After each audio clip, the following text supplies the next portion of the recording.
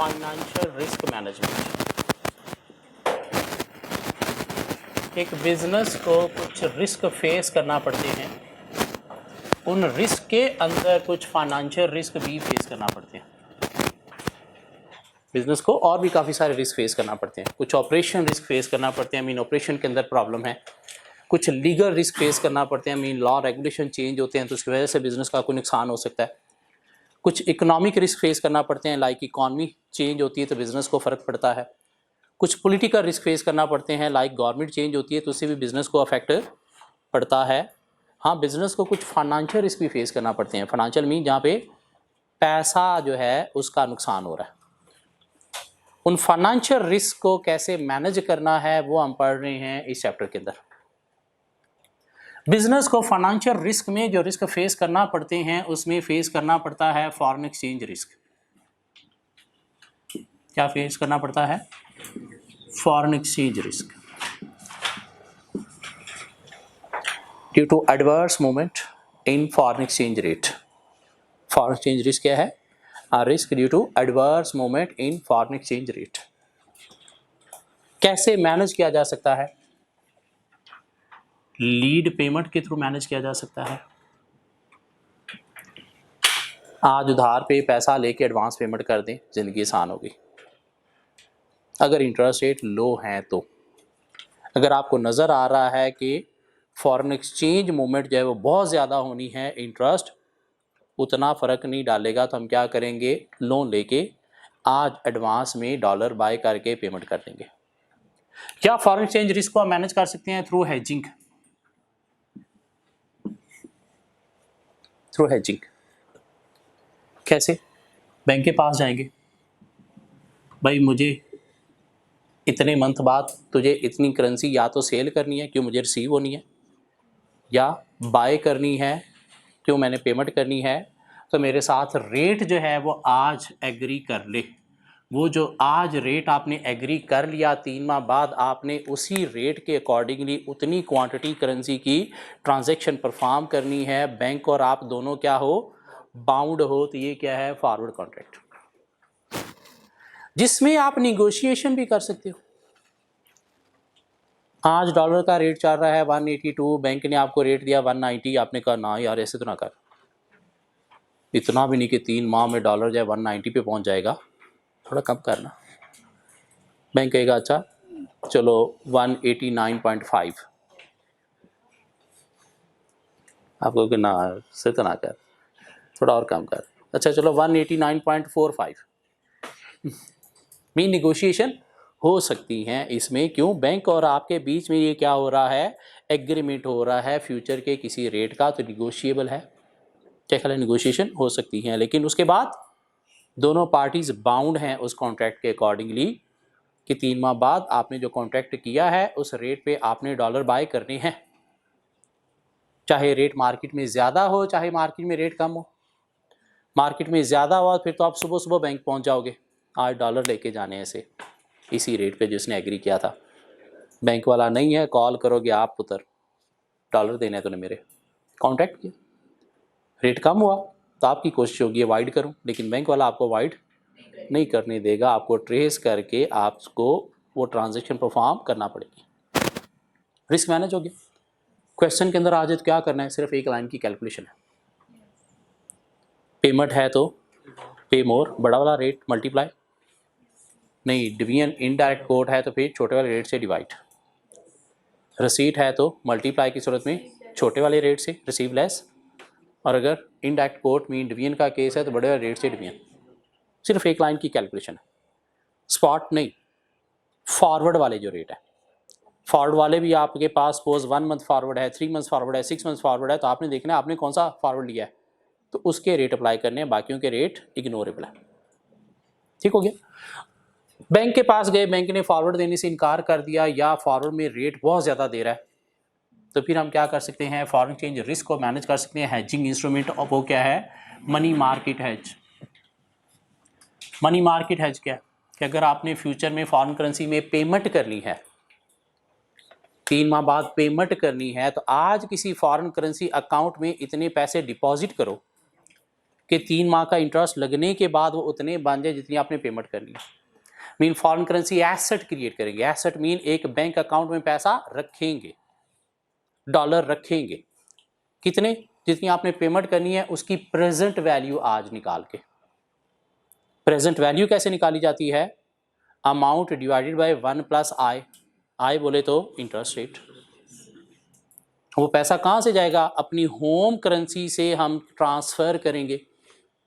Mean उस dollar जो आज हमने रखने हैं, सपोज 10,000 पेमेंट करनी है, $9700 रखने हैं, तो 9700 के रुपीज़ कितने बनेंगे वो निकालेंगे और उतने रुपीज़ क्या करेंगे? बारो करेंगे अपनी होम करेंसी में और उस पर इंटरेस्ट पे करेंगे। तुम्हारे पास ये रुपीज़ प्लस इंटरेस्ट एक कॉस्ट आ गई, किसकी? $10,000 की। तो $10,000 को इस कॉस्ट के साथ कंपेयर करेंगे, तुम्हारे पास क्या आ गया? एक रेट आ गया जो क्या है? हमारा फॉरवर्ड का रेट है। देखेंगे बैंक वाले फॉरवर्ड का रेट अगर उससे कम है तो उसे ले लेंगे, अदरवाइज हम उसे गोली मार के मनी मार्केट हेज के थ्रू चलेंगे। क्या ख्याल है? या दोनों की कॉस्ट कंपेयर कर लो, जिसकी कॉस्ट कम है उसे प्रेफर कर लो। नहीं, फ्यूचर में फॉरेन करेंसी में रिसीट है, तो मनी मार्केट हेज क्या कहता है कि आज आप क्रिएट करो फॉरेन करेंसी लाइबिलिटी। मीन 3 माह बाद आपको डॉलर मिलने हैं, तो आप क्या करो? उसकी प्रेजेंट वैल्यू निकाल के उतने डॉलर का आज ही लोन ले लो, आज ही वो पैसे 10,000 मिलने हैं तो $9700 लोन ले लो, ताकि 3 माह बाद जो 10,000 मिलने हैं उसे 9700 का लोन भी पे हो गया और बीच में जो 300 का आपने इंटरेस्ट दिया होगा अपनी पॉकेट से वो भी आ गया। करेंगे क्या? इसको ट्रांसफ़र करेंगे अपनी होम करेंसी में, रुपीज़ में कन्वर्ट करेंगे और कन्वर्ट करके क्या करेंगे? आके रुपीज़ के एक अकाउंट में डिपॉजिट कर देंगे 3 माह के लिए और उसके ऊपर 3 माह क्या करेंगे? इंटरेस्ट कमाएंगे, अर्न करेंगे। तो वो जो अमाउंट आपने डिपॉजिट की प्लस इंटरेस्ट, ये क्या है? टोटल रसीट $10,000 के अगेंस्ट कंपेयर करके आप एक रेट भी निकाल सकते हो। क्या ख्याल? Money market hedge, foreign currency payment, तो asset, deposit, receipt, liability, loan. क्या हमारे पास एक और भी हेजिंग इंस्ट्रूमेंट है फॉरेन एक्सचेंज रिस्क को मैनेज करने का, और वो क्या है? Currency future. फ्यूचर या करेंसी फ्यूचर जो क्या है? एक सेपरेट मार्केट है। यहाँ पे हम गेन या लॉस के लिए एंटर होते हैं। गेन या लॉस तभी होगा जब बाय सेल, सेल बाय दोनों काम करोगे। कोई एक काम किए बिना ना गेन होगा ना लॉस होगा। हम हवा में बाइंग सेलिंग करते हैं, फिजिकली हम कोई बाइंग सेलिंग नहीं करते। लेकिन मार्केट के अंदर सिंगल प्रोडक्ट्स में बाइंग सेलिंग नहीं होती, लॉट्स में, कॉन्ट्रैक्ट्स में बाइंग सेलिंग होती है। आज हम गए हैं तो हमें डिफरेंट कॉन्ट्रैक्ट्स मिलेंगे डिफरेंट फ्यूचर की डेट्स के, तो हमने देखना है हमें उनसे रिलेटेड कौन सा कॉन्ट्रैक्ट लेना है, तो उसकी प्राइस हमारे लिए क्या है? यूजेबल। हेज डेट पे हम क्या करेंगे? बाय करेंगे, फ्यूचर का बाइंग वाला रेट। ट्रांजैक्शन डेट पे सेल करेंगे तो फ्यूचर का सेल वाला रेट। स्पॉट रेट फ्यूचर का गेन लॉस निकालते वक्त यूज नहीं करेंगे, फ्यूचर्स मार्केट के रेट ही यूज होंगे। एक्चुअली जो हम बाइंग कर रहे होंगे वो स्पॉट पे कर रहे होंगे, तो उसके साथ देखेंगे फ्यूचर के थ्रू जो गेन या लॉस आया वो एडजस्ट करेंगे। अगर कोई सिक्योरिटी डिपॉजिट मार्जिन रिक्वायर था तो उसका इंटरेस्ट एडजस्ट करेंगे, तो हमारे पास क्या आ जाएगी? Net cost. रेट निकालना चाहें तो इफेक्टिव रेट भी निकाला जा सकता है। क्या कह रहा? स्टेप्स क्या थे? पहले हम टाइमलाइन डिफाइन करेंगे, hedge date, transaction date. Hedge strategy buy now sell later है, ये सेल नाउ बाय लेटर है। Choice of contract, number of contracts, gain loss on future. Hedge efficiency निकालनी है तो gain loss on spot, otherwise नहीं। Net cost, actual cash वाली आपकी transaction, gain loss जो कैश वाला आपने फ्यूचर मार्केट से लिया या दिया, मार्जिन जो इंटरेस्ट आपने दिया, और उसके बाद क्या आ गई? Net cost. रसीट है तो वो भी निकाली जा सकती है। यह हमारे पास एक और हेजिंग इंस्ट्रूमेंट है जिसे क्या नाम दिया जाता है? Currency options.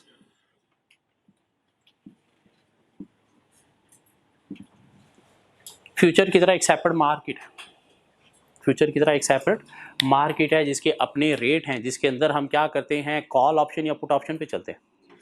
लेकिन सिर्फ गेन ही होगा, वहाँ पे लॉस नहीं होगा। क्यों? हमारे पास ऑप्शन है कि हम छोड़ सकते हैं जब लॉस होगा।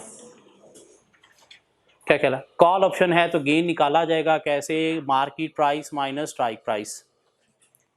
पुट ऑप्शन है तो गेन निकाला जाएगा कैसे? Strike price minus market price. कैसे क्वेश्चन को सॉल्व करेंगे, हेज स्ट्रैटेजी डिफाइन करेंगे, choice of contract, number of contract, selection of exercise price अगर ज़्यादा दी गई है तो, और उसके लिए कॉल ऑप्शन है तो हम क्या करेंगे, एक्सरसाइज प्राइस प्लस प्रीमियम करके नेट अमाउंट्स निकालेंगे, जो लोएस्ट नेट अमाउंट्स है उसके अगेंस्ट वाली स्ट्राइक प्राइस हम सिलेक्ट करेंगे। पुट ऑप्शन है तो स्ट्राइक प्राइस माइनस प्रीमियम करते हुए नेट अमाउंट्स निकालेंगे, और जो हाईएस्ट नेट अमाउंट है उसके अगेंस्ट वाली एक्सरसाइज प्राइस को हम सिलेक्ट करेंगे, और उसके बाद गेन ऑन ऑप्शन निकालेंगे, अगर है तो लॉस ऑप्शन में हमें कभी भी नहीं होगा, क्यों, वो ऑप्शन हम एक्सरसाइज ही नहीं करते जिसमें लॉस हो रहा, क्यों, हमारे पास चॉइस हम छोड़ सकते हैं, तो कहेंगे गेन ऑन ऑप्शन है तो वो निकालेंगे, और उसके बाद नेट कॉस्ट में एक्चुअल हमने जो ट्रांजैक्शन स्पॉट पे की, गेन ऑन ऑप्शन जो हुआ, प्रीमियम जो आपने पे किया तो एडजस्ट करके आपके पास क्या आ गई, नेट कॉस्ट, रेट निकालना चाहो तो रेट भी आप निकाल सकते हो, और ये चीज़ें समझ आ गई तो चैप्टर ख़त्म हो गया, क्यों, आगे आने वाली चीज़ें इसी के ऊपर ही डिपेंड कर रही है। सो एक बिजनेस को फेस करना पड़ता है इंटरेस्ट रेट रिस्क भी, इंटरेस्ट रेट रिस्क भी,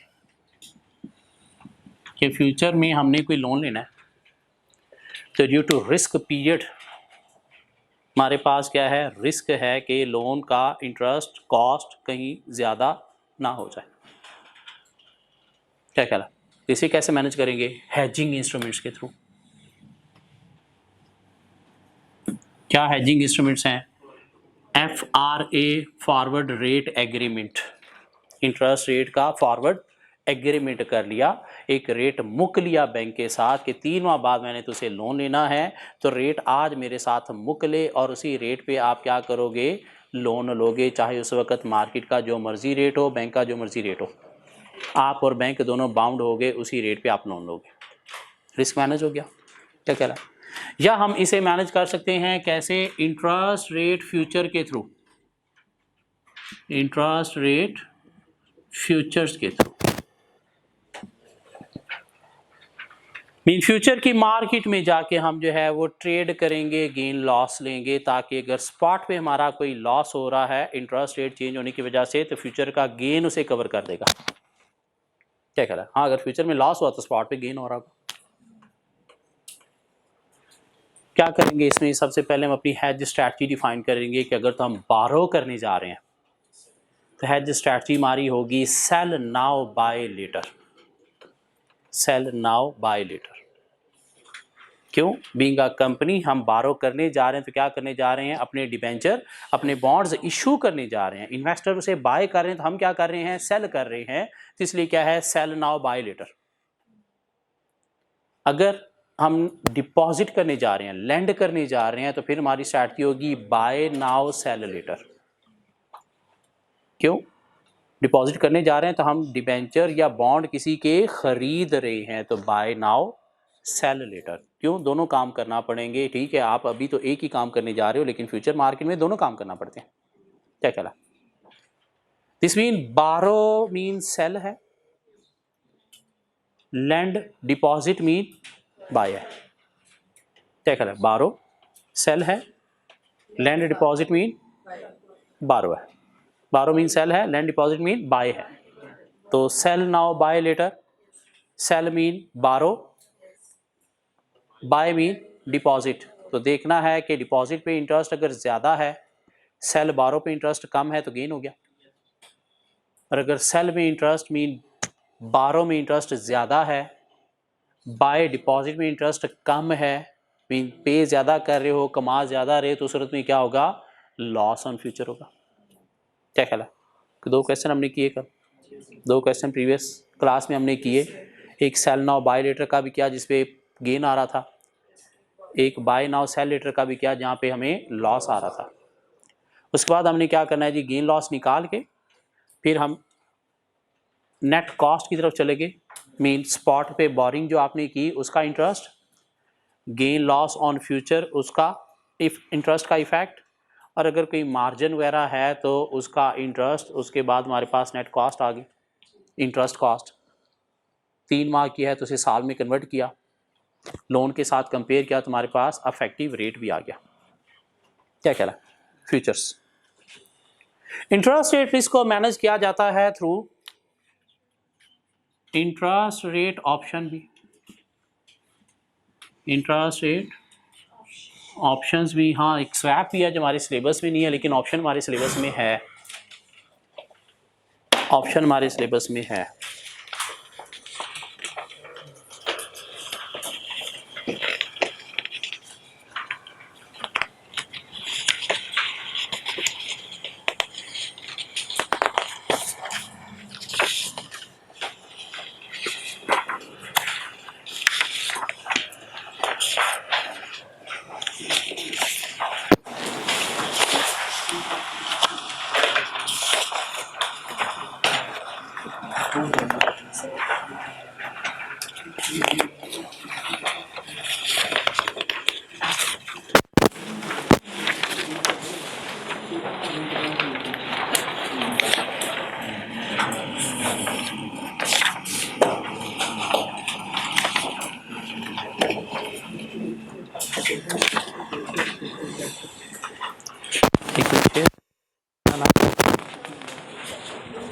कम होगी ना कॉपी, किधर गया बंदा मेरा?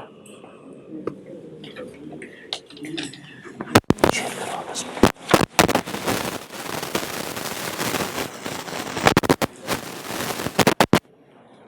शेयर करो आपस में।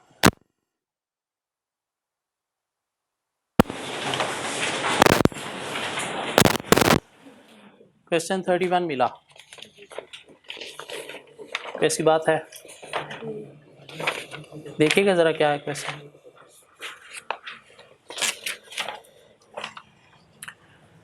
Question 31. Rise Limited need to borrow rupees 10 million in 6 months time for a period of 3 months. 6 माह रिस्क पीरियड है, 3 मंथ्स लोन पीरियड है, टोटल 9 मंथ्स है। The 3 months KIBOR rate is currently 3.0%. हमने क्या अभी करंटली बारो करना है? नो, तो ये इग्नोरेबल है। क्या कह रहा? But might go up or down in the next 6 months. The borrower's option is available at a premium of 0.2% per annum with an exercise price of 3.35% with expiry date is 6 months time. तो option आपके पास available है और उसकी exercise price 3.35% है और premium जो है वो कितना है? 0.2% per annum interest. Assume that the company is able to borrow at the rupees काइबॉर rate. Compute R काट दें please. Compute interest cost and effective interest rate for Rise Limited. If the 3 months काइबॉर rate is 3.9% at the expiry date, part A. फिर दोबारा से compute करना है सब कुछ। अगर 3 मंथ्स काइबॉर जो है वो कितना हो एट एक्सपायरी डेट? 2.9%। एक्चुअल जिस पे आपने लोन लेना है, क्या कह रहा है? एक्चुअल जिस पे आपने लोन लेना है कितना? 3.9%। क्या कह रहा है? सो ऑप्शन है, ऑप्शन है। गेन होगा तो आप एक्सरसाइज करोगे, लॉस होगा तो आप एक्सरसाइज नहीं करोगे। क्या कह रहा है? फाइन, सॉल्व करने की कोशिश करें। काइबॉर कितने? 3.9%। ऑप्शंस का रेट एक्सरसाइज प्राइस कितनी है? 3.35%। गेन है या लॉस है?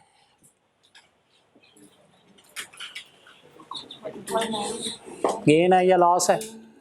मार्केट रेट इतना है, आपकी एक्सरसाइज प्राइस इतनी है, मीन आपको ऑप्शंस पे लोन जो है वो मिल रहा है 3.35% पे। मार्केट में काइबॉर कितना है? 3.9%। तो क्या हुआ? गेन हुआ कितने का? 0.55% का।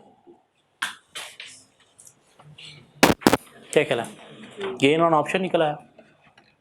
Contract size, so selection of exercise price, पर सारे कई चीज़ें भाड़ में क्यों?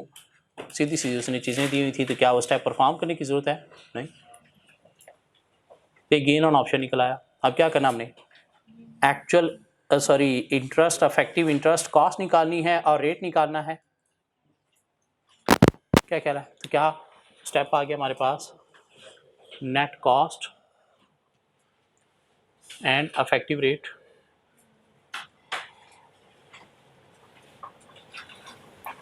स्पॉट बोरिंग, बोरो करने जा रहे हो ना? कितने की? 10 मिलियन की। किस रेट पे स्पॉट? 3.9% पे। 3 माह के लिए अमाउंट बोले कितना? 97,500। कोई गेन ऑन ऑप्शन है? गेन ऑन ऑप्शन है कितना? 0.55%। तो इसको क्या लिखेंगे? 0.0055 0.0055 डिवाइड बाई 100 कर लो। 0.0055 इंटू 3/12। जैसे इसको लिखा था ना 0.039, इसको 0.039 लिखा है ना? क्या कह रहा है कैलकुलेटर पे? तो ये क्या लिखोगे? 0.0055 13750। ये आपकी बोरिंग की पेमेंट है। पेमेंट है ना? आउटफ्लो है। ये क्या हुआ? इनफ्लो। तो इसको माइनस कर दें, इसको माइनस कर दें। अभी प्रीमियम भी है, प्रीमियम भी है। कितना? 0.2%। ये क्या बन जाएगा? 0.002 0.002 हाँ इंटू 3/12 पर एनम ही है ना, तो इसलिए इसको 3 मंथ्स में कन्वर्ट कर रहे हैं, क्योंकि हम तो 3 मंथ्स का यूज करेंगे ना।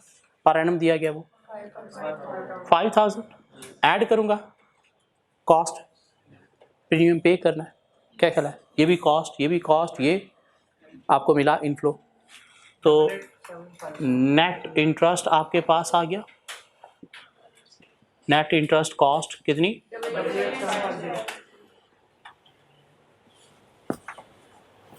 अब इफेक्टिव रेट निकालना है। ये कॉस्ट है 3 माह की, पहले इसको 12 माह में कन्वर्ट करना पड़ेगा। 88750 ये 3 माह का है, 12 माह में कन्वर्ट करना पड़ेगा। 355,000 divided by 10 million 3.55% into 100 3.55%। What is this? Effective interest rate.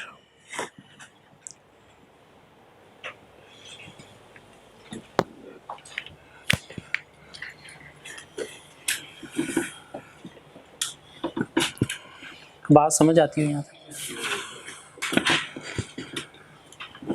तो बात समझ आती है यहाँ तक?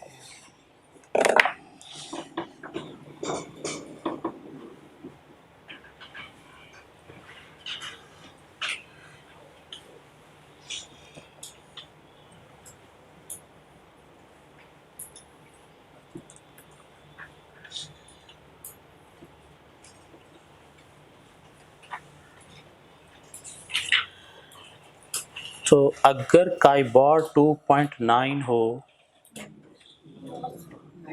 तो प्लीज़ मुझे अफेक्टिव रेट और नेट इंटरेस्ट कॉस्ट निकाल के दे दें। निकालनी तो है। एक्सरसाइज ऑप्शन नहीं करेंगे, एक्चुअल पे आपने बाय तो करना है ना, बारो तो करना है, उसका प्रीमियम भी देना है। क्या कह रहा है? ऑप्शन एक्सरसाइज नहीं करोगे प्रीमियम आपको पे करना पड़ेगा। हाँ, ऑप्शन एक्सरसाइज नहीं करोगे प्रीमियम तो पे करना पड़ेगा। तो प्लीज़ मुझे ज़रा नेट इंटरेस्ट कॉस्ट और अफेक्टिव रेट निकाल के दे दें।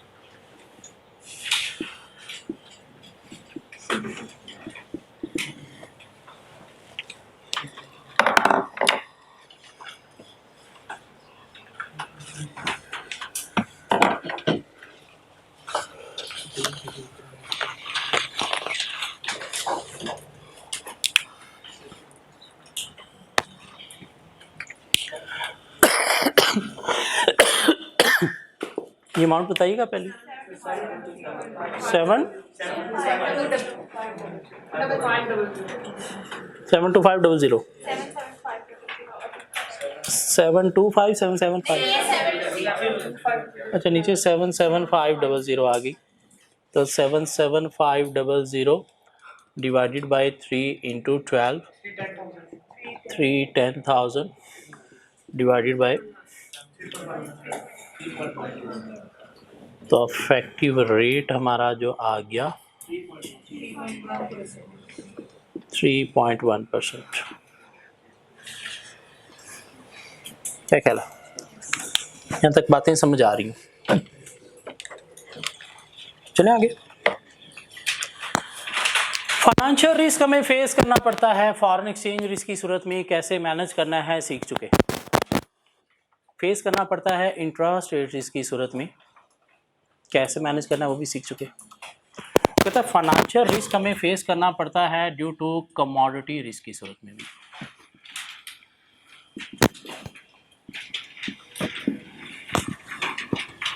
कमोडिटी रिस्क, इसे मार्केट रिस्क का नाम भी दिया जाता है।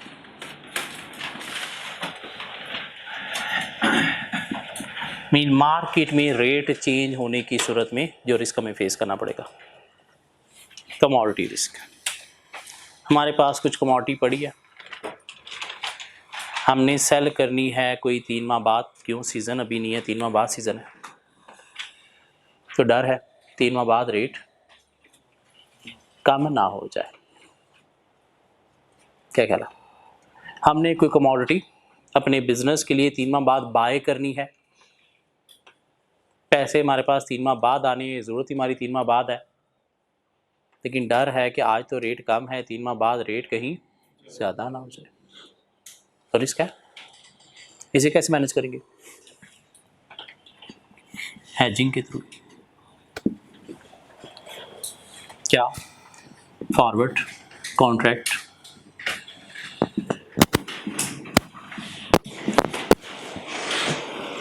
आज जाके डील कर लें कि 3 माह बाद मैंने तुझे इतनी कमोडिटी बेचनी है तो रेट आज फिक्स कर ले, 3 माह बाद इतनी कमोडिटी मैंने ख़रीदनी है तो रेट आज फिक्स कर ले, उस रेट पे कैलकुलेशन हो जाएगी।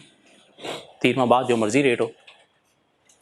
क्या ख्याल है? ख़रीदनी थी मार्केट में ज़्यादा हुआ तो आपका फ़ायदा हो गया, बेचनी थी मार्केट में कम हुआ तो आपका फ़ायदा हो गया। या मैनेज कर सकते हैं कैसे? कमोडिटी फ्यूचर्स के थ्रू।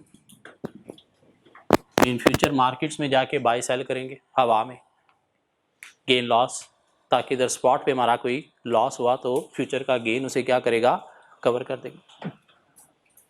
या ऑप्शन मार्केट के थ्रू भी हम जा सकते हैं, कॉल ऑप्शन बाय करनी है तो, नहीं सेल करनी है हमने फ्यूचर में तो पुट ऑप्शन, गेन हमारा जो स्पॉट वाला लॉस है उसे कवर कर देगा। क्या कह रहा?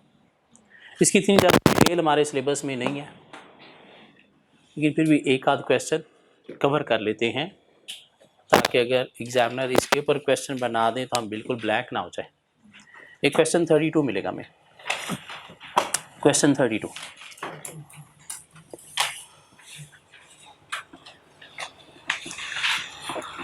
Kellogg, a wheat trader, estimates demand from her customer in next 3 months as 12.72 tons of wheat.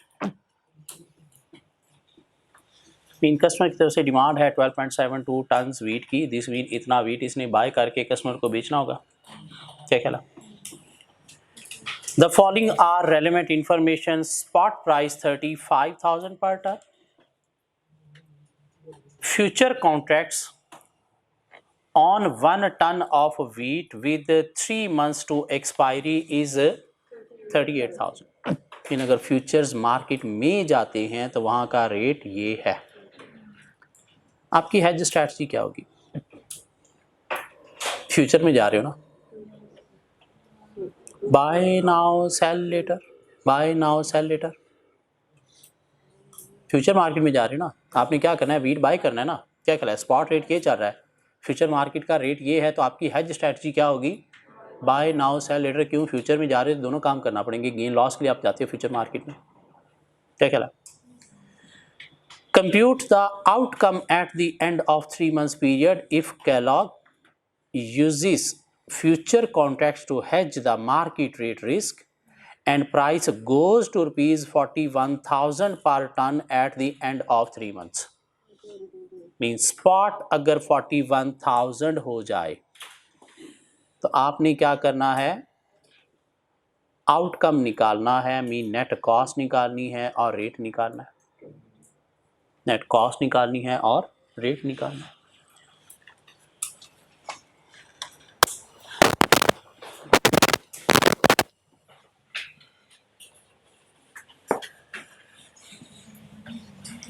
Futures में क्या करते थे?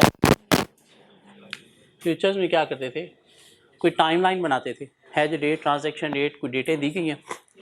नहीं दी गई। डेट नहीं दी गई, नहीं दी गई। आज की डेट क्या है या ट्रांजैक्शन डेट क्या है वो नहीं दी गई। छोड़ो, गोली मारो। सिंपली कहाँ पे आगे? हैज स्ट्रैटेजी पे।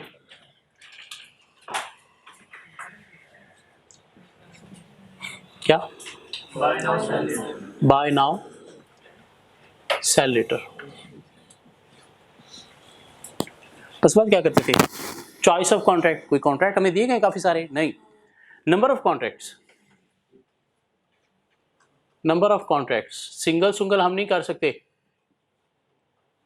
सिंगल सुंगल हम नहीं कर सकते। उसने हमें बताया कि नंबर ऑफ कॉन्ट्रैक्ट्स कितने आपने टन जो है वो बाय करना है 12.72 टन। तो अप्रॉक्सीमेटली कितने बनेंगे ये? 13 कॉन्ट्रैक्ट्स।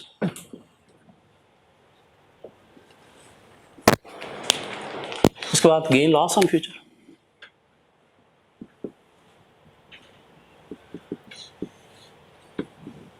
बाय करोगे पहले, फिर सेल करोगे। बाय क्या करोगे? 13 कॉन्ट्रैक्ट्स। किस प्राइस पे? फ्यूचर की प्राइस उसने आपको दी, कितनी दी? 38,000। 38,000 अमाउंट बताइएगा। उसके बाद बाय करोगे 13 कॉन्ट्रैक्ट्स। किस प्राइस पे? ट्रांजैक्शन डेट पे फ्यूचर की प्राइस नहीं दी गई, स्पॉट दिया गया। और हमने देखा था एट मैच्योरिटी स्पॉट और फ्यूचर इक्वल हो जाते हैं, बेसिस जीरो हो जाता है। क्या कह रहा है? तो वो यूज कर लेते हैं। कितना कितना कितना? 41,000। 5 इतना आउटफ्लो है, इतना इनफ्लो है। गेन हुआ, लॉस हुआ? ये आउटफ्लो है, ये इनफ्लो है, तो गेन हुआ कितना? 39। हैज एफिशिएंसी निकालनी है? नहीं।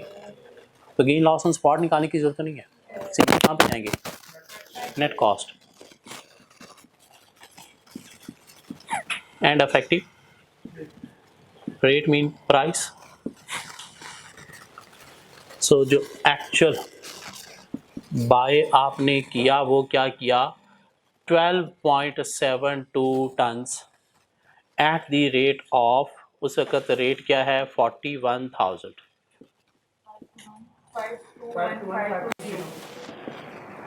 और आपको कुछ गेन भी हुआ ऑन फ्यूचर, कितने का, 39,000 का, तो ये माइनस करूंगा मैं इसमें से 48, ये क्या है आपकी नेट कॉस्ट, ये क्या है आपकी नेट कॉस्ट। तो जल्दी से मुझे अफेक्टिव प्राइस या रेट भी निकाल दे, कितने के अगेंस्ट, 12.72 टन के अगेंस्ट,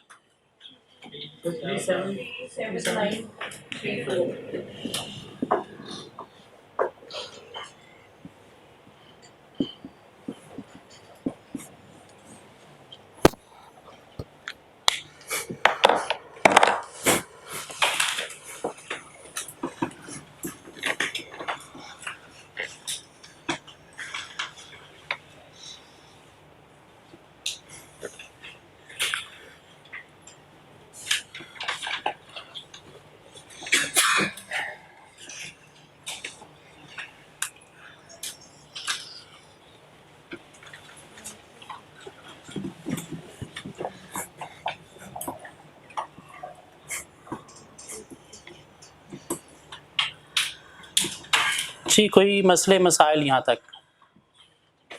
चैप्टर हमारा ख़त्म हो गया,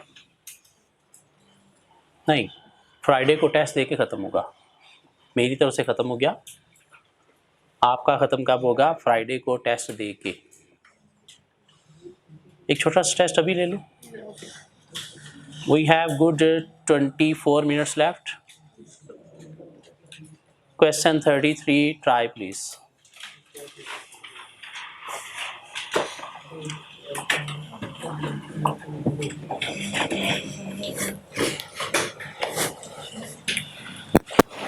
क्वेश्चन 33 ट्राई करें प्लीज।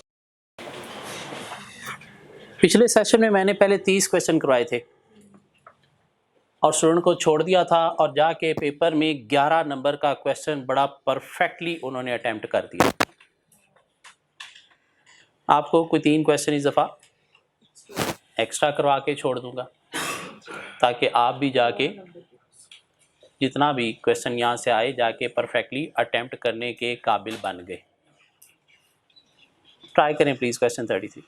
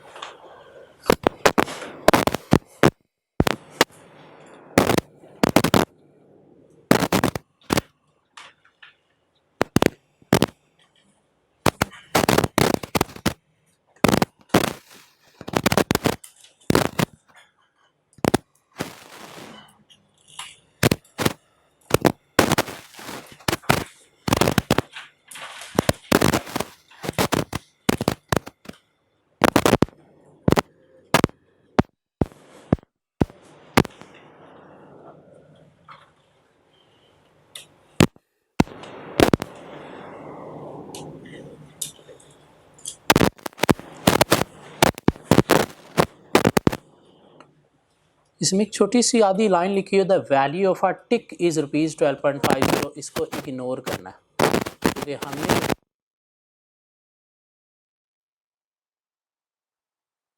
मीन टिक के थ्रू भी कैलकुलेशन होती है, लेकिन हम उस टिक के पंगे में कभी भी नहीं पड़ेंगे। क्वेश्चन जैसे नॉर्मल हमारी रूटीन जो फॉर्मेट है अकॉर्डिंगली सॉल्व किया, टिक को इग्नोर करेंगे।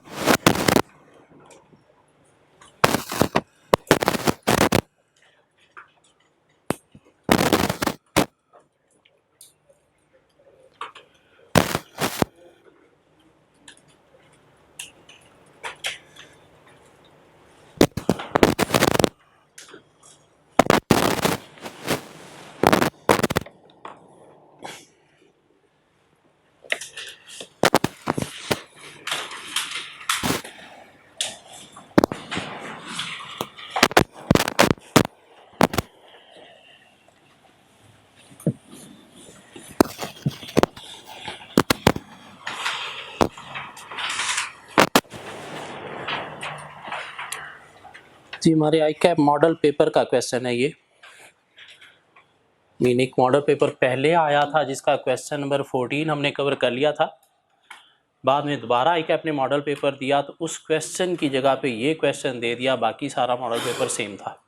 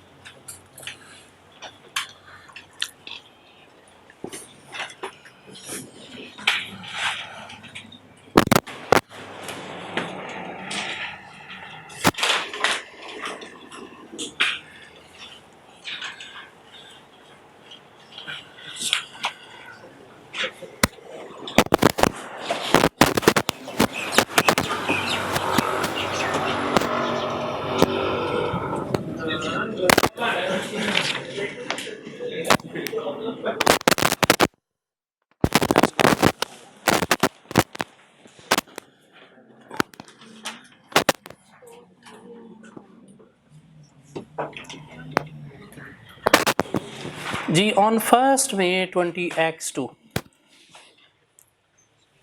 a Pakistani company plans to hedge the foreign exchange risk of export receipt amounting to $1.6 million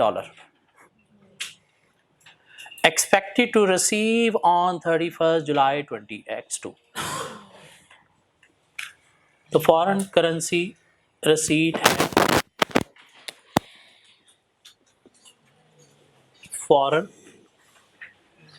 currency receipt है कितनी 1.6 million डॉलर की.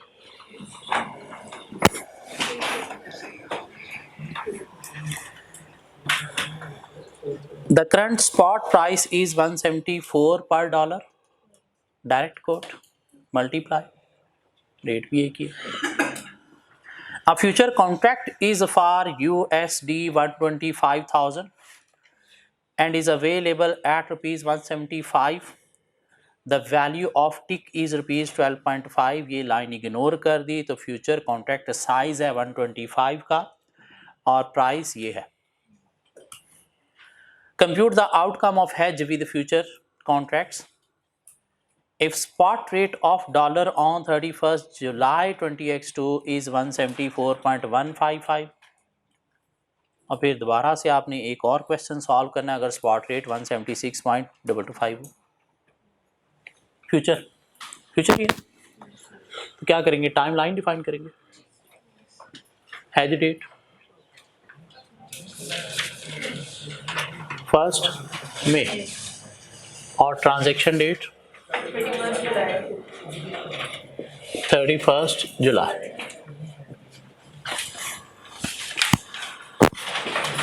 चॉइस ऑफ कॉन्ट्रैक्ट की हेज स्ट्रैटेजी.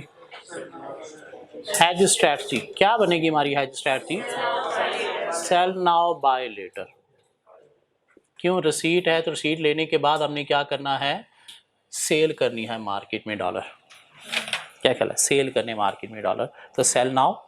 लेकिन फ्यूचर में जा रहे हैं तो बाय भी करना पड़ेगा. उसके बाद जी चॉइस ऑफ कॉन्ट्रैक्ट और एक ही दिया गया कौन सा जुलाई वाला. नंबर ऑफ कॉन्ट्रैक्ट तो 1.6 मिलियन डिवाइडेड बाय 125,000 कितना 12.8 approximately 30 contracts. Gain loss on future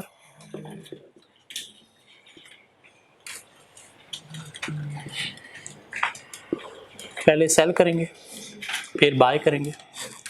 cell करेंगे कितने 13 contracts of 125,000 each at price. Future की प्राइस हमें हेज रेट की दी गई है 175.50.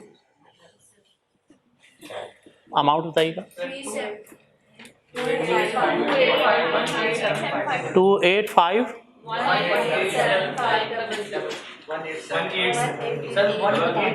28151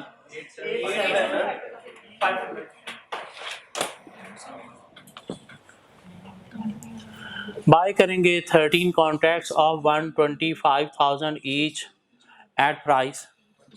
फ्यूचर की नहीं दी गई स्पॉट दी गई है और at maturity rate spot rate future rate equal हो जाते हैं. क्या कहला है बेसिस यही कहता है तो वो क्या है 174.155 155 28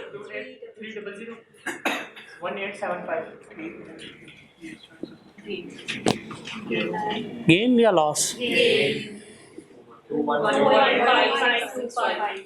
2185625 का गेन.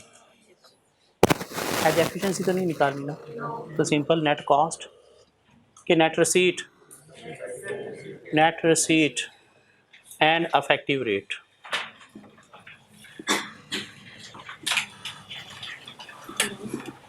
सो एक्चुअल सेल जो आपने किया वो क्या किया 16 $1.6 million at the rate of 174.155 कितने पे?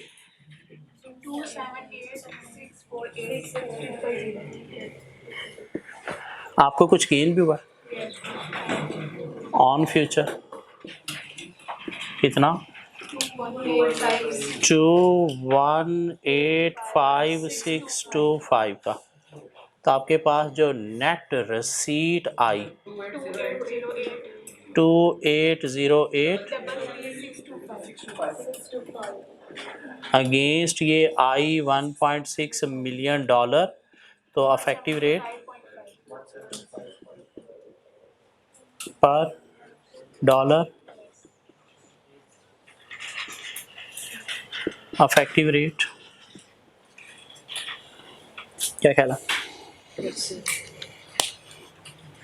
ऐसे ही। तो इसका दूसरा पार्ट आप खुद कर लोगे। 5 नंबर के लिए ये क्वेश्चन जस्टिफाइबल नहीं है।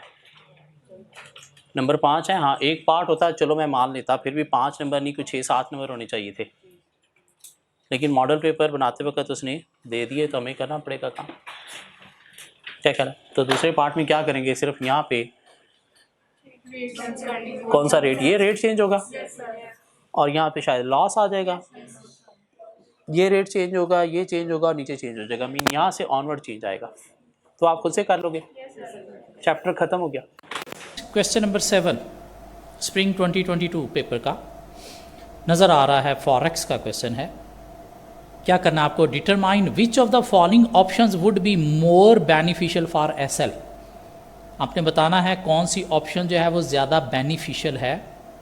Part A, hedging through forward contract, mean forward के थ्रू अगर हेजिंग की जाए, hedging through money market, money market के थ्रू अगर हेजिंग की जाए, या फिर नो हेजिंग मीन स्पॉट पे ही कन्वर्जन की जाए और स्पॉट का रेट दिया गया है। जी क्वेश्चन क्या? Shaheen limited SL is engage in manufacturing and selling textile products. Company textile products sell करती है। SL procures the material locally which is then manufactured and exported to customers, export करती है कस्टमर्स को। The management of SL is concerned over high volatility in foreign exchange rate. The receipt of $50,000 from a customer is expected in 3 months time. In company ने export की है, customer से $50,000 receive होने हैं 3 months time में। हाँ payment नहीं है, रसीट है। And management is considering to hedge the foreign exchange risk. SL's bank has quoted the following exchange rate and annual interest rate. Spot rate buy sell का ये चल रहा है, ये बाय सेल किसकी तरफ से रेट है? एक्सचेंज की तरफ से, बैंक की तरफ से। मीन बैंक अगर आपसे फॉरेन करेंसी बाय करेगा तो इस रेट पे बाय करेगा, और अगर आपको सेल करेगा तो फिर इस रेट पे सेल करेगा। आपने जो $50,000 लेने हैं, लेने के बाद आपने क्या करने हैं? बैंक को सेल करने या बाय करने हैं? आपने सेल करने हैं। बैंक ने क्या करने हैं? बाय करने हैं। तो रेट कौन से हमें यहाँ पे देखने हैं? ये वाले। और वैसे भी ये लोअर रेट हैं, वो ज़्यादा रेट हैं। क्या कह रहा है? ऑलवेज हम जो सेल करेंगे वो लोअर रेट पे हमें सेल करेंगे। खरीदने जाएंगे तो बैंक ज़्यादा रेट चार्ज करेगा, बेचने जाएंगे तो बैंक कम रेट चार्ज करेगा। थोड़ी यूँ कॉमन सेंस भी अप्लाई की जा सकती है। जी स्पॉट दिया गया है 1 मंथ फॉरवर्ड। क्या हमें 1 मंथ फॉरवर्ड चाहिए? नहीं, 3 मंथ्स में हमने जो है वो रसीट लेनी है, तो 1 मंथ फॉरवर्ड की तरफ तो हमने जाना ही नहीं है, तो इसे इग्नोर कर देते हैं। 3 मंथ फॉरवर्ड का रेट हमारे पास दिया गया, और चूँकि money market hedge option part B भी है हमारे पास, तो हमारे पास डिपॉजिट और बोरिंग के लोकल और फॉरेन के रेट दिए गए हैं। हमें क्या करना है जी? पहले फॉरवर्ड के थ्रू कैलकुलेशन करनी है, फिर मनी मार्केट हैज के थ्रू करनी है, और फिर नो हैज की तरफ कैलकुलेशन करनी है, और हमें बताना है कि कंपनी को कौन सी ऑप्शन जो है वो ज़्यादा बेनिफिशियल है, मीन चूज़ करनी चाहिए। तो आज पहले हम फॉरवर्ड की बात कर लेते हैं। क्या कह रहा है क्या? फ्यूचर रसीट है $50,000 की in 3 months time. Option A forward contract.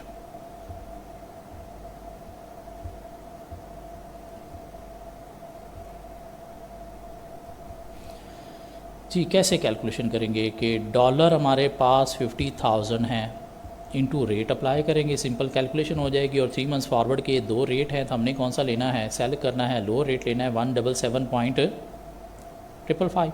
क्या ख्याल है?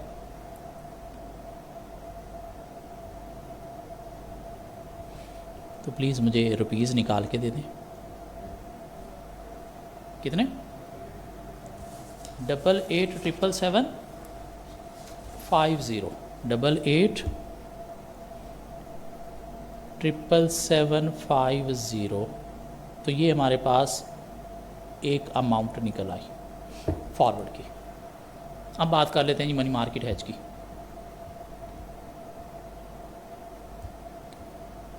और मनी मार्केट हेज में हम क्या करते हैं, अपने स्टेप्स फॉलो करते हैं।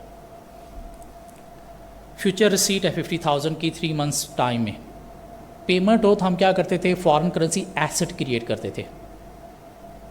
ये रिसीट है तो हम क्या करेंगे, फॉरेन करेंसी लाइबिलिटी क्रिएट करेंगे। Number 1 create foreign currency liability.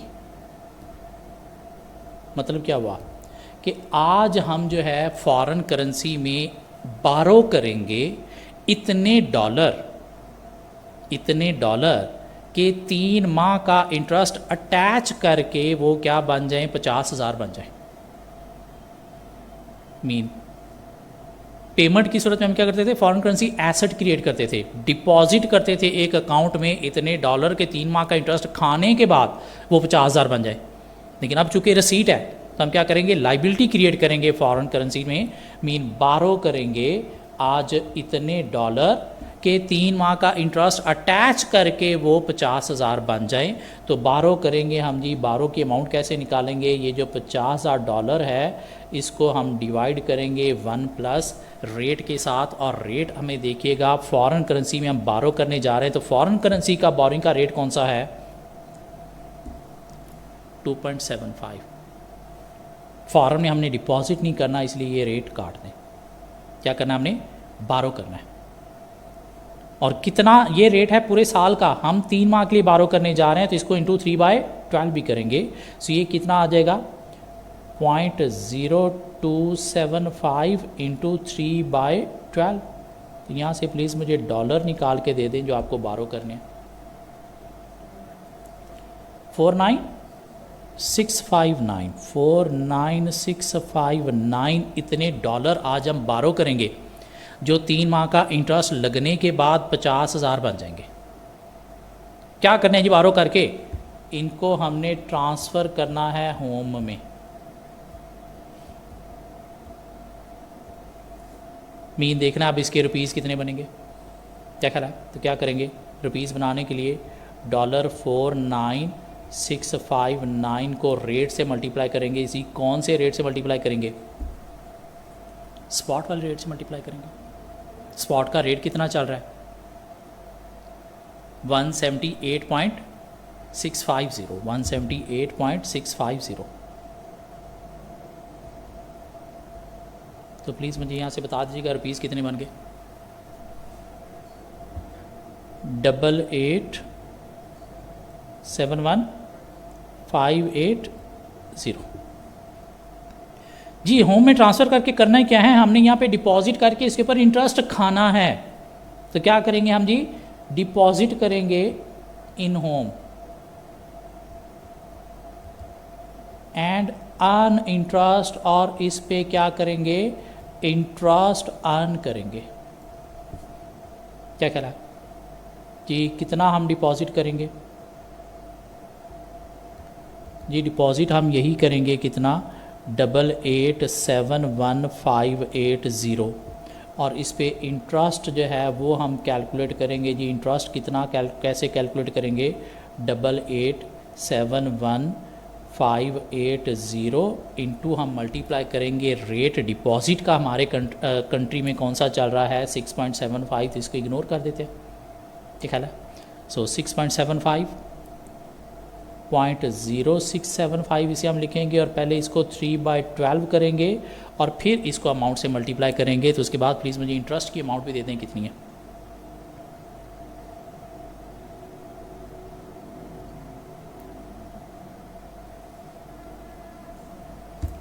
One four nine 149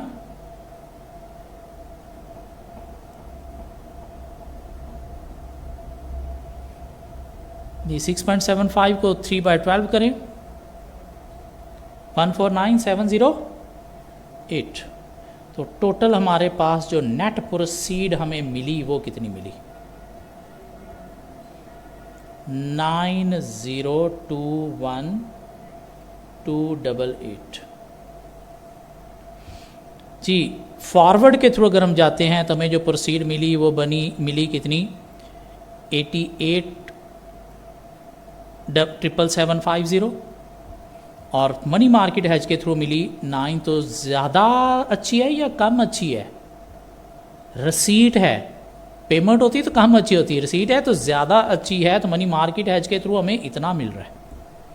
तभी दोनों ऑप्शन को देखा जाए तो मनी मार्केट हैज जो है वो ठीक लग रहा है जी। मनी मार्केट हैज दोबारा से देख लें, अगर फॉरेन करेंसी पेमेंट हो तो हम क्रिएट करते हैं फॉरेन करेंसी एसेट, मीन इतने डॉलर आज हम डिपॉजिट करेंगे कि इंटरेस्ट खाने के बाद वो से 50,000 बन जाए। और अगर फॉरेन करेंसी रसीट है तो आज हम क्रिएट करेंगे फॉरेन करेंसी लाइबिलिटी, मीन बारो करेंगे इतने डॉलर के इंटरेस्ट के अटैच करके वो 50,000 बन जाए। बारो करके क्या करेंगे, उसको अपने होम में ट्रांसफ़र करेंगे तो उसको रुपीज़ में कन्वर्ट करेंगे और इधर हम क्या करेंगे उसे डिपॉजिट करेंगे और उसके ऊपर इंटरेस्ट कमाएंगे। और अगर हम फॉरवर्ड कॉन्ट्रैक्ट में जाते हैं तो वही 50,000 डॉलर हमें जो है वो कन्वर्ट करके इतने रुपीज़ मिलेंगे। अगर मनी मार्केट हैज में जाते हैं तो 50,000 डॉलर कन्वर्ट करके हमें इतने रुपीज़ मिलेंगे। तो ज़्यादा अच्छी बात कौन सी है? Money market has. लेकिन अभी एक तीसरी ऑप्शन भी पड़ी है, वो क्या है?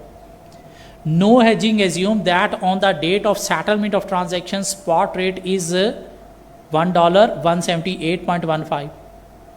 तो नो hedge की तरफ भी चले जाते हैं, इधर कैलकुलेशन कर लेते हैं नो hedge की। जी कितना डॉलर 50,000 किस पे आप कन्वर्ट करोगे? आप करोगे जी 178.15 पे। तो बता दें रुपीज़ कितने बन गए इससे 8907,500। क्या ख्याल है? तो इससे इतने मिल रहे हैं, इससे 9021 मिल रहे हैं, इससे 8877 मिल रहे हैं। तो ज़्यादा अच्छी ऑप्शन कौन सी है? Money market has. सो हम क्या कंक्लूजन दे देंगे? क्या money market has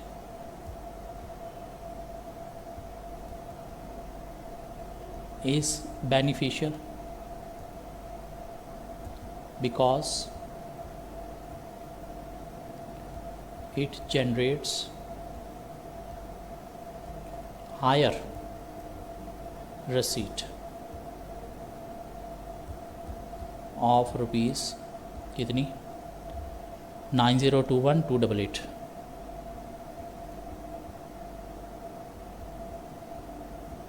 as compared to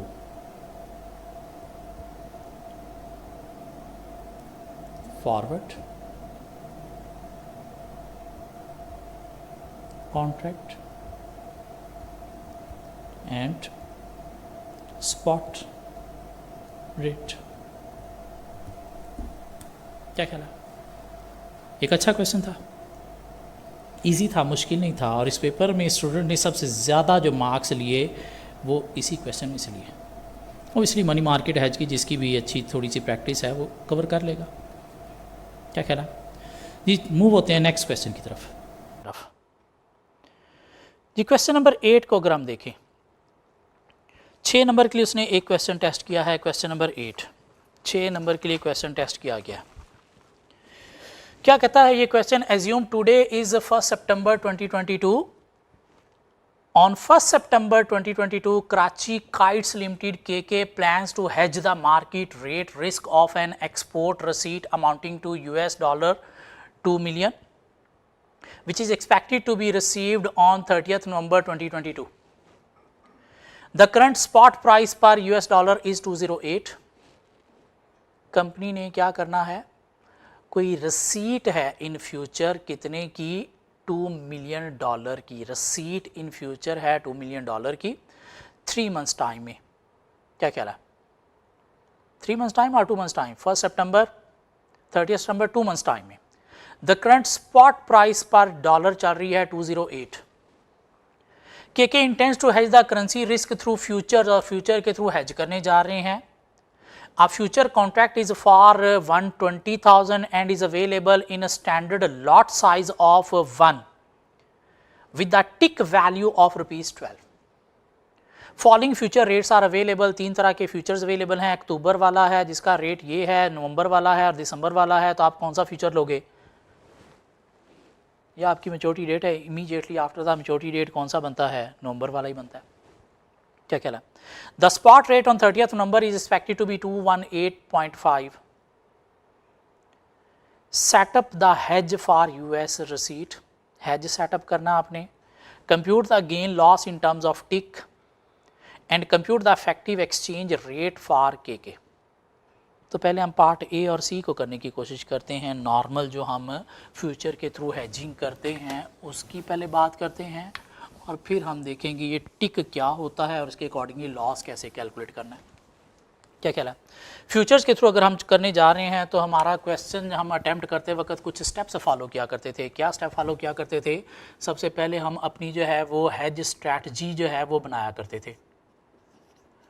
hedge strategy है, फ्यूचर में रसीट है, और फ्यूचर्स में 2 तरह की स्ट्रैटजी होती हैं, बाय नाउ सेल लेटर या सेल नाउ बाय लेटर। तो यहाँ पे रसीट की सूरत में कौन सी स्ट्रैटजी आएगी sir, sell now buy later. Receipt है, पेमेंट होती तो डॉलर बाय करके आपने पेमेंट करनी है तो बाय नाउ सेल लेटर होता। रसीट है तो आपने क्या करना है, उसके बाद डॉलर सेल करने हैं ना अपनी करेंसी में कन्वर्ट करने के लिए, तो सेल नाउ बाय लेटर पे चलेंगे। उसके बाद हमारे पास क्या होता है जी, स्टेप होता है choice of contract and number of contract. Choice of contract आप कौन सा लोगे, नवंबर फ्यूचर लोगे, क्या ख्याल है, नवंबर फ्यूचर लोगे जो 30th नंबर वाला है। अब नंबर ऑफ कॉन्ट्रैक्ट आपने निकालने हैं तो $2 मिलियन हैं, और कॉन्ट्रैक्ट साइज़ कितना है 120 का, तो $2 मिलियन है, कॉन्ट्रैक्ट साइज़ आपका 120 का है। तो इसके अकॉर्डिंगली प्लीज़ देखिएगा कितने आपके कॉन्ट्रैक्ट बनते हैं, $2 मिलियन हैं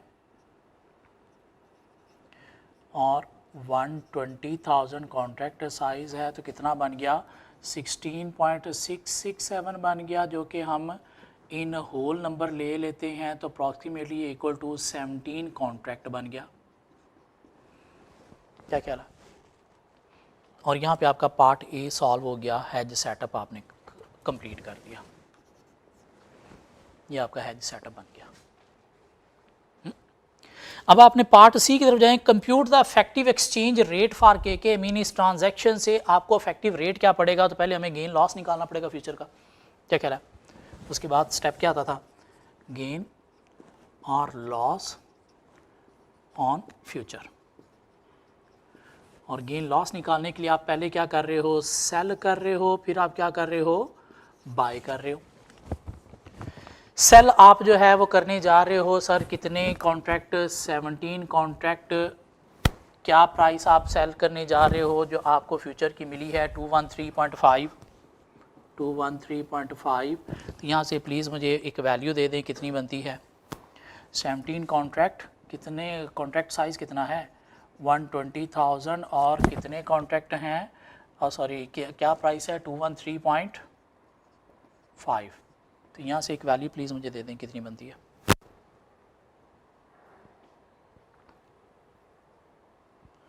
$435540। और बाय आप करोगे 17 कॉन्ट्रैक्ट 120,000 किस रेट पे, ये जो मैच्योरिटी डेट पे रेट मार्केट में स्पॉट चल रहा है कितना 218.5 पे, और यहाँ से कितना बनेगी वैल्यू 445740, 445740। तो यहाँ से तो आपको शायद सर ये आपकी रसीट है और ये आपकी पेमेंट है, तो आपको तो शायद लॉस हो रहा है कितने का, 10,200 का।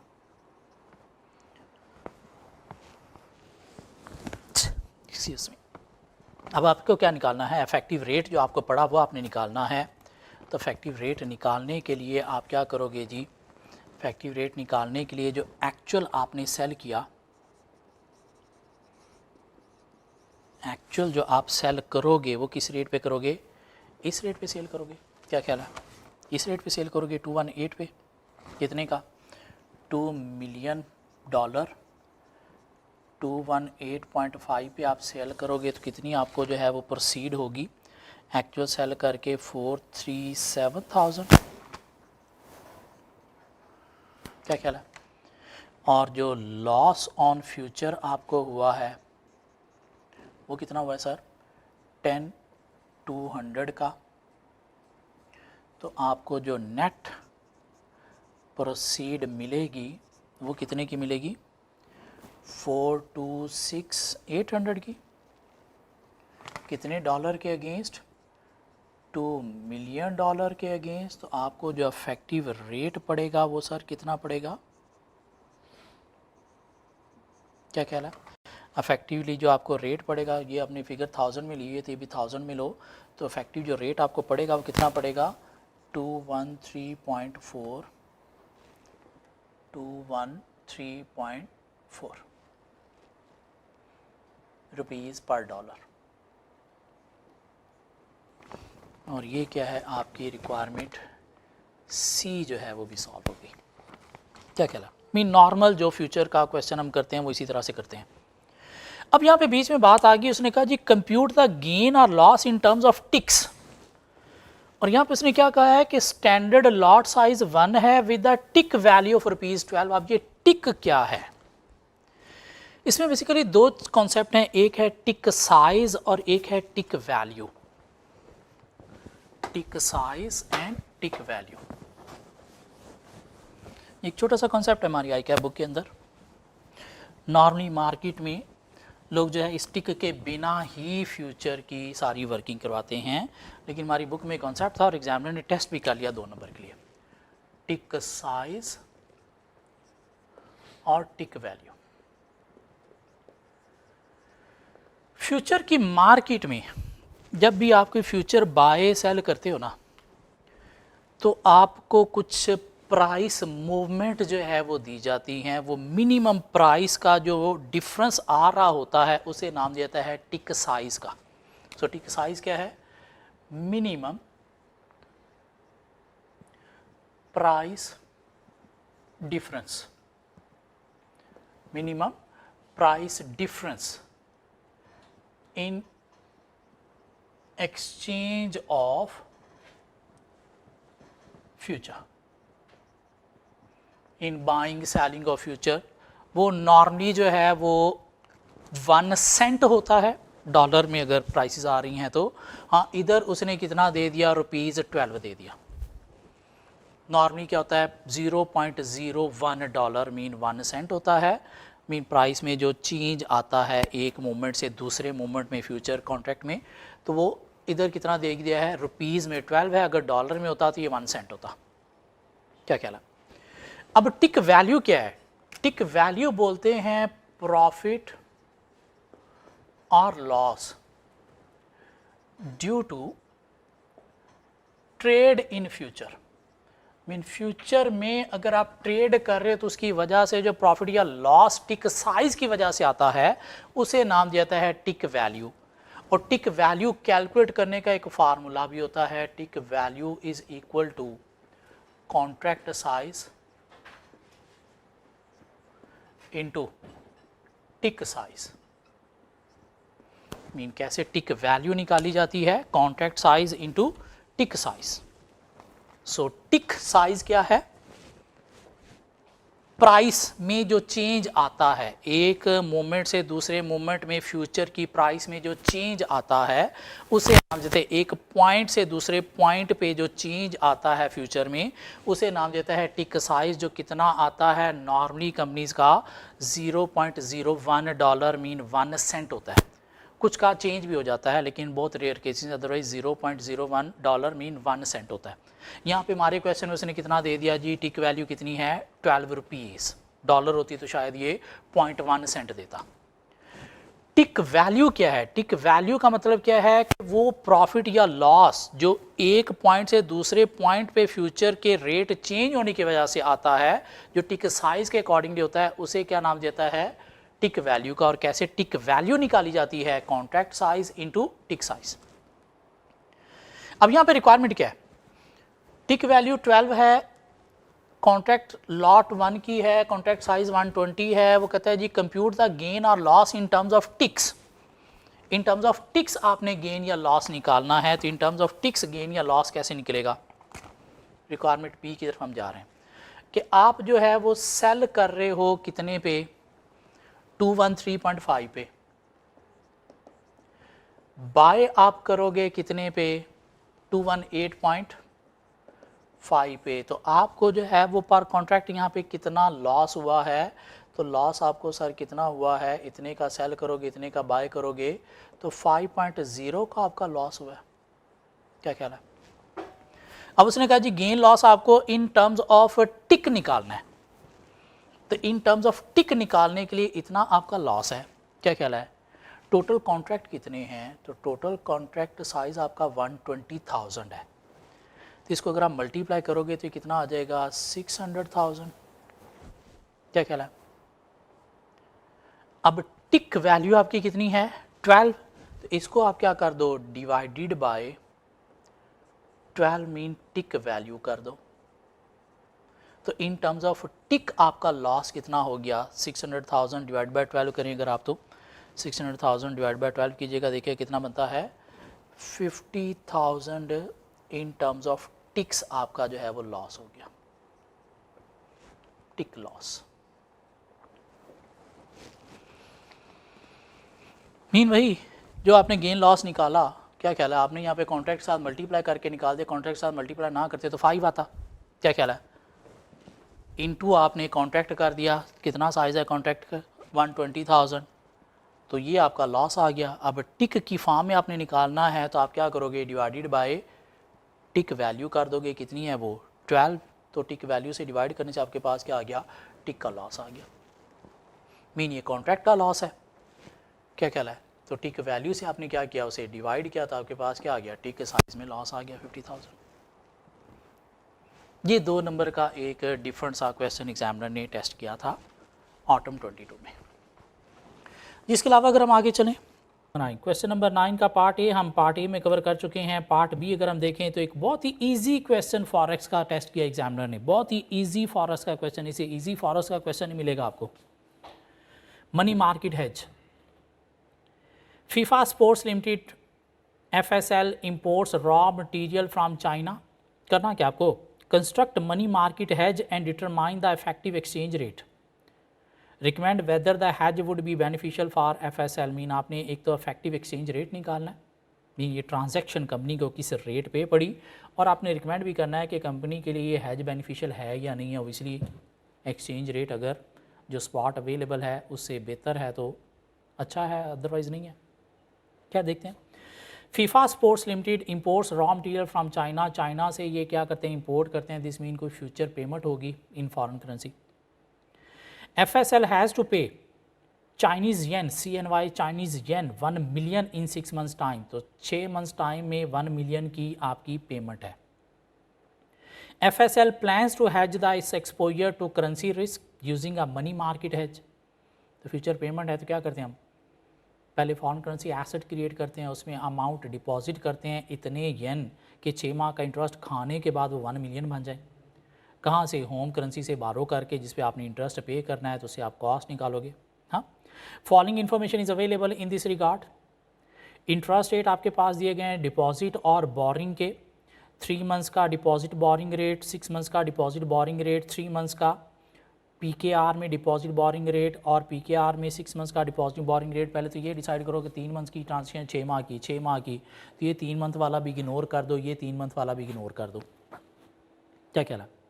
अब फॉरेन करेंसी में आपने एसेट क्रिएट करना है, कैसे? डिपॉजिट करके, तो उसका डिपॉजिट वाला रेट आपके लिए एप्लीकेबल है। और होम करेंसी में आपने क्या करना है, बारो करना है, तो उसमें आपके लिए बोरिंग वाला रेट एप्लीकेबल है। दिस मीन ये 2 रेट आपको चाहिए, बाकी सब कुछ बकवास है इस डब्बे में। और ऐसे क्वेश्चन मैंने प्रैक्टिस किए हुए क्लास में। Current spot exchange rate PKR पर, इसमें फॉरेन करेंसी क्या है, बेस है, 1 है, क्या कहला है, तो 1 येन इक्वल है कितने के, 34.5 PKR के।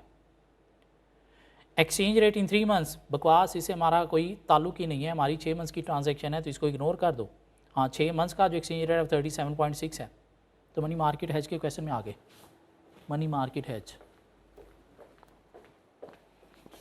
मनी मार्केट हेज,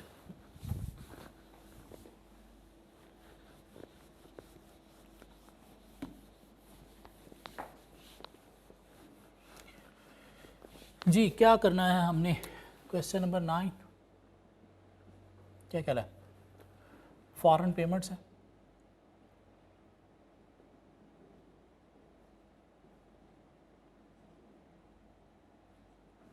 कितने की, चाइनीज़ येन 1 मिलियन की इन 6 मंथ्स टाइम, क्या कहला है।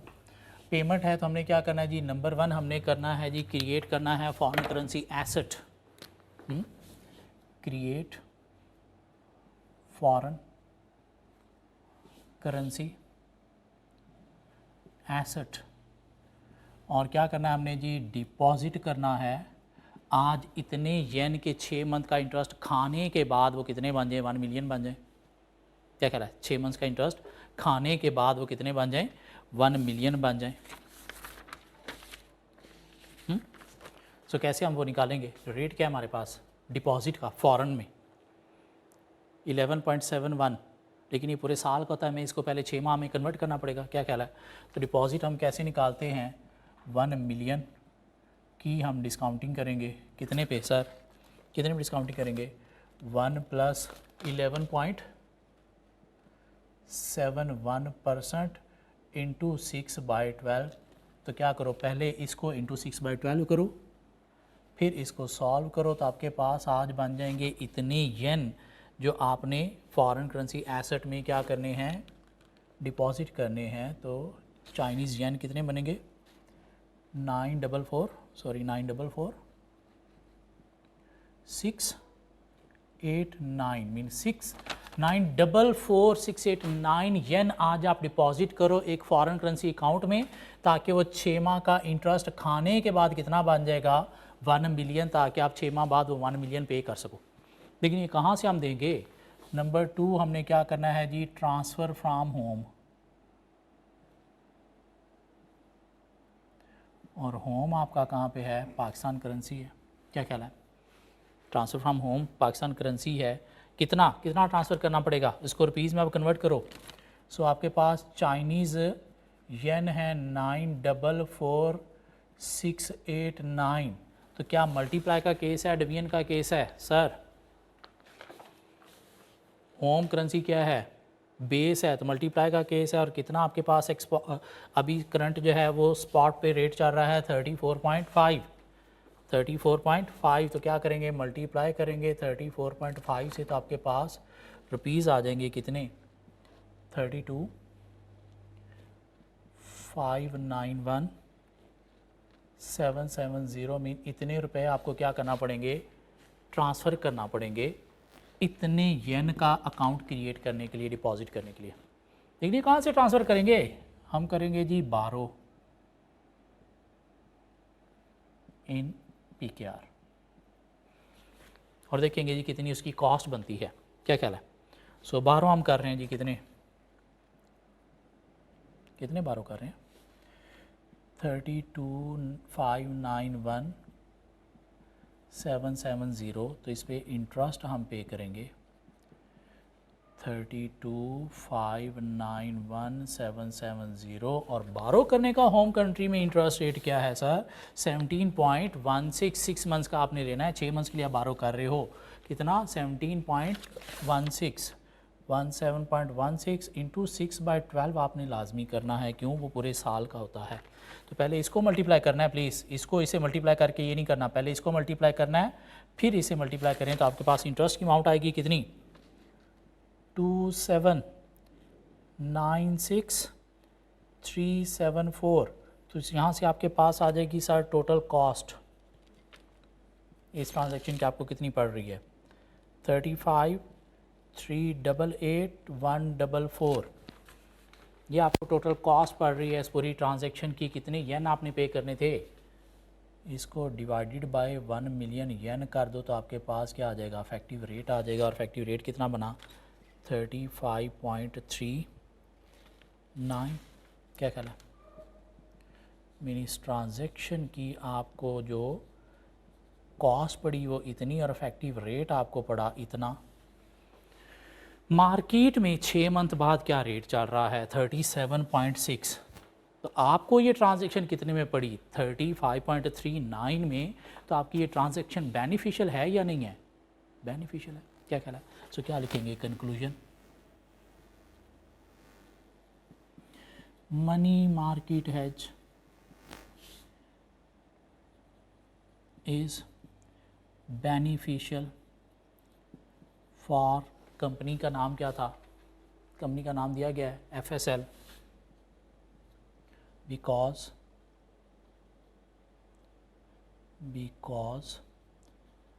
the effective rate of 35.39 is lower than spot rate after 6 months of कितना 37.6। क्या कहना, एक इजी क्वेश्चन था। मीन फॉरेक्स का इससे इजी क्वेश्चन आज तक पास पेपर में कभी टेस्ट नहीं हुआ और एक इजी क्वेश्चन ऐसा अटेम्प्ट करके आप अच्छे मार्क्स सिक्योर कर सकते हो। जी एक लास्ट क्वेश्चन की तरफ, ऑटम 23 पास पेपर हम कवर कर रहे हैं। Question number 9 of autumn 23। Question number 9 of autumn 23 forex का एक क्वेश्चन एग्जामिनर ने टेस्ट किया 5+3 8 मार्क्स के लिए कि इजी क्वेश्चन था कमोडिटी रिस्क के ऊपर। सिमिलर क्वेश्चन हमने क्लास में प्रैक्टिस किए हुए हैं और इजीली 8 नहीं तो 6-7 नंबर लिए जा सकते हैं। क्या करना है आपको, part A for 5 marks, determine the outcome using the future and forward contract. Hedging strategies mean future और फॉरवर्ड दोनों के अकॉर्डिंगली आपको आउटकम निकालने हैं। Hedging strategies assuming the spot rate on 29th February 2024 is expected to be PKR 87,500 per MT. MT might be quantity something. Let's see. कि अगर 29 फरवरी 2024 पे जो प्राइस है वो 87,500 हो तो आपने आउटकम निकालना है फ्यूचर के अकॉर्डिंगली भी और फॉरवर्ड के अकॉर्डिंगली भी। Let's see. Unity Rice URT estimates that it will have 25.59 metric ton empty metric ton quantity of rice available for sale on 29th February 2024। तो कंपनी के पास about 25.60 metric ton rice available है जो company ने cell करनी है कब 29th February 2024 को। assume that the date today is 1st September 2023। Income sell करने हैं सितंबर, अक्टूबर, नवंबर, दिसंबर, जनवरी, फरवरी में 6 महीने बाद कंपनी ने सेल करने हैं। तो रिस्क है 6 महीने बाद कहीं रेट कम ना हो जाए, 6 माह बाद कहीं रेट कम ना हो जाए, तो इसलिए कंपनी हेजिंग में जा रही होगी फ्यूचर में और फॉरवर्ड में। In view of the recent volatility in food prices, URT is considering hedging its market risk. The following information is available. Hedging forward or future दोनों के थ्रू करना जा रही है। The current spot price stands at ₹90,000 per metric ton। mean current अभी जो spot price आ रही है वो 90,000। तो रिस्क है कहीं फ्यूचर में प्राइस कम ना हो जाए। The future contract for 1 MT contract size 1 MT set to expire in 6 months is priced at PKR 93,500 MT और आज फ्यूचर कॉन्ट्रैक्ट की प्राइस कितनी है 93,500. The term of the forward contract for 1 MT with 6 months expiry is as follows. और अगर forward पे जाते हैं तो बाय का रेट ये है जो कि हमारे लिए सेल का होगा और सेल का रेट ये है जो हमारे लिए बाय का होगा और हमने क्या करना है सेल करने इन फ्यूचर. क्या कह रहा है 6 माह बाद हमने सेल करनी इतनी क्वांटिटी. तो अगर हम फॉरवर्ड में जाते हैं तो हम क्या करेंगे जो रेट किसी ने ऑफर किया है उसका बाय हमारा सेल. तो ये रेट हम फॉरवर्ड पे बाय करेंगे. प्लीज मेक श्योर क्योंकि जो फॉरवर्ड में हमें रेट मिलते हैं उसका बाय तो हमारा सेल उसका सेल हमारा बाय. मीन कोई हमें ऑफर करता है हम नहीं किसी को ऑफर कर रहे कोई हमें ऑफर करता है लाइक बैंक हमें ऑफर करता है. और आपने क्या करना है आउटकम निकालना है फॉरवर्ड के थ्रू और फ्यूचर के थ्रू फॉर 5 मार्क्स. तो आ जाए सॉल्व करते हैं. पहले फॉरवर्ड के थ्रू कर लेते हैं. So hedging through forward mean part ए.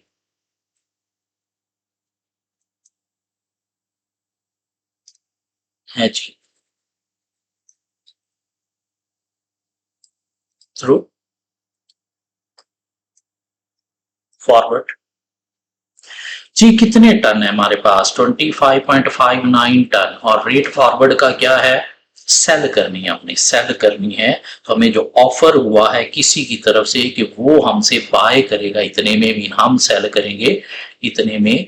तो 25.59 मैट्रिक टन इंटू 93,600 तो हमें जो नेट प्रोसीड होगी वो कितनी होगी मल्टीप्लाई करते हैं प्लीज. 25.59 ton into 93,600 2395 PKR 2395 224. क्या कह रहा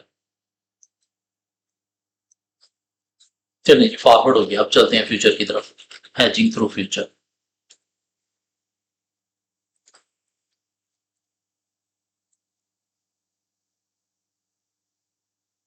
और फ्यूचर में हम क्या करते हैं जी सबसे पहले अपनी हेज स्ट्रैटेजी डिफाइन करेंगे.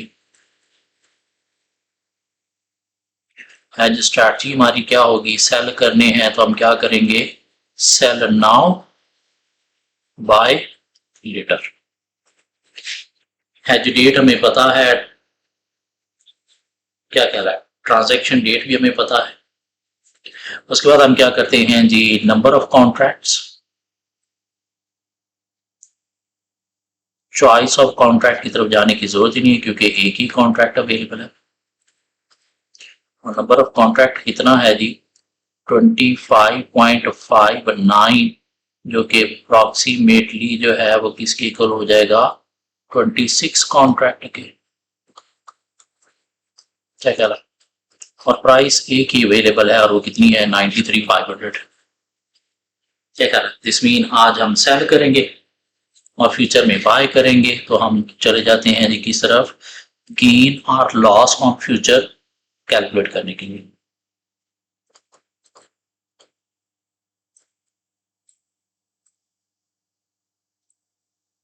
तो आज हम सेल करेंगे और फ्यूचर में हम बाय करेंगे. तो सेल तो हम कर रहे हैं जी किस रेट पे 93,500 पे. ये रेट है हमारे पास फ्यूचर का आज. सो 93,500 और बाय करने के लिए हमारे पास जो है वो फ्यूचर का रेट नहीं दिया गया. तो एट मैच्योरिटी जो है वो फ्यूचर रेट और स्पॉट रेट इक्वल हो जाते हैं. तो हम स्पॉट रेट यूज करेंगे कितना 87,500. क्या कह रहा है तो सेल हम इतने पे करेंगे बाय हम इतने पे करेंगे. तो हमें क्या हो गया जी गेन हो गया. कितना गेन हो गया 6,000 का गेन हो गया. अब क्या करना है जी नेट प्रोसीड्स निकाल लेते हैं.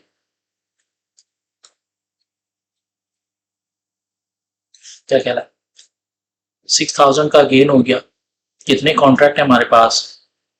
26 कॉन्ट्रैक्ट हैं, तो टोटल गेन जरा मुझे बता देंगे कितना बनता है? 156,000 का। ठीक है, सो नेट प्रोसीड हम जो एक्चुअल सेल करेंगे,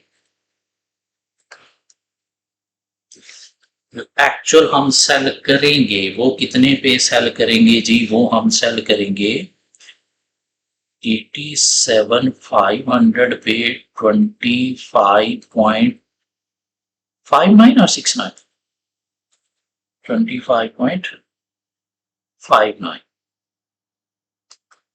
तो प्लीज जरा देखिएगा कितनी प्रोसीड आपको एक्चुअल जो है वो मिलेगी। 2239,125।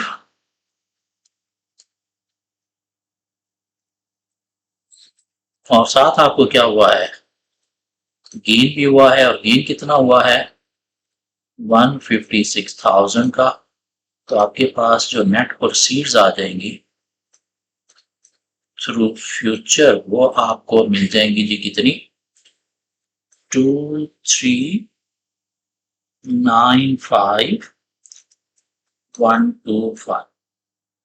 ये आपको फ्यूचर से मिल रहा है, और ये आपको फॉरवर्ड से मिल रहा था। उसकी रिक्वायरमेंट क्या है कि कौन सी ऑप्शन पे जाना है? क्या ऐसा उसने कोई पूछा है? नहीं, उसने सिंपली क्या कहा है? Determine the outcome using the future and forward hedging mean outcome mean net proceeds आपने निकालनी है।